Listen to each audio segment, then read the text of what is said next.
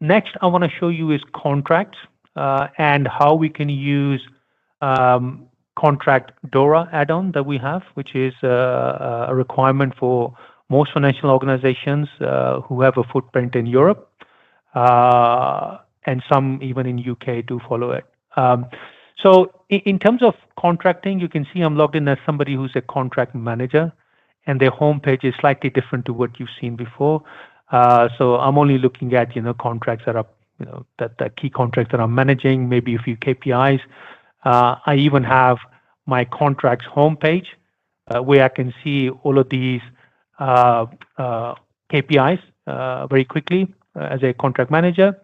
But what I also have is I have a DORA register which the system automatically maintained, and when you actually creating the contract, you can actually fill in that information. So for example, if I go into this contract, which is telling me that is under the DORA regulation, okay, because I'll show you how we can do this, because the system can automatically identify the contracts that need to be actually DORA compliant.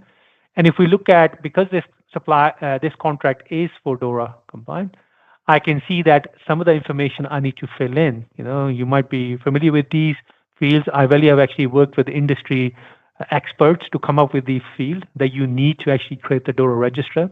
So you can fill in those fields. If those fields aren't filled in, what the system does is it highlights those issues on the DORA issues tab. So for example, it's telling you that there are missing definitions that you haven't put onto that. So there's no impact functions that you've defined against. It's a warning, or maybe it's a blocking alert that you haven't actually put in cost of the contract against this contract. So you can easily fix them by clicking on these links. And once you fix that, all you need to do is create that DORA register, which if I look at this, is based on the DORA requirement. You have to actually submit this in these weird CSV files. Trust me, this is how the regulators want it in, and Ivalua can actually create that. And you can set up how it actually defines it. So for example, you can define maybe only the legal entities that are in Europe do need to be compliant. So you can say, okay, these legal entities would need to be tracked. And it could be that only these categories, because it's only IT services. So you can define your IT services.